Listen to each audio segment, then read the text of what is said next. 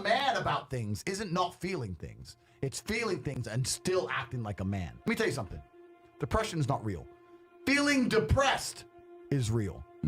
So you can feel depressed, but you feel depressed, and that is a natural biological evolutionary trigger for you to change something in your life. That's your own mind telling you you're unhappy about X. If I went to jail today, I'd be depressed because I'm in jail. Right. I haven't caught depression.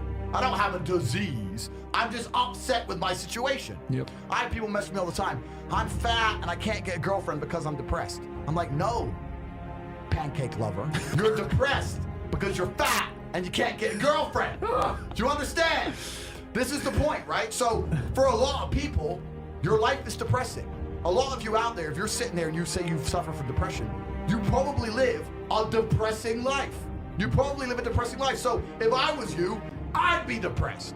But if you were me, you'd be happy. Do you know what could solve depression for most poor people? $1 million in the bank. Yes. Boom. So how is it a disease? So when I say this to people, most of them agree and they go, okay, but if that's true, why do famous people kill themselves? The reason is twofold. This absolute acceptance of depression and acceptance of weakness. When you accept anything, to a degree you're promoting it. Weakness is promoted now in men, right? Yeah. So let's take Robin Williams as an example. Robin Williams killed himself. I was just going to say him. Yeah. Robin Williams, right? Famous, multi-millionaire, everyone loves him. How could he possibly kill himself? I'll tell you why. Because when he walked into the therapist's office and said, I feel depressed, the therapist said, okay, here's some mind-altering drugs. Start taking these.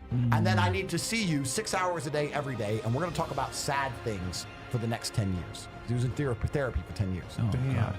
If I had to take mind-altering drugs and talk about sad shit for 6 hours a day for 10 years, I'd kill myself. But if he would have walked into the therapist's office and the therapist said to him, you're Robin Williams. There are people in the world with no food. Yeah. There are families in Syria. I say this every time. There are school buses being bombed in Yemen. There are people who lost their entire family in a car crash today. You're Robin Williams and everyone you love is in perfect health. You're a selfish idiot. Get out of my office. Get some balls. Bam. He'd still be alive today. The cure made it worse.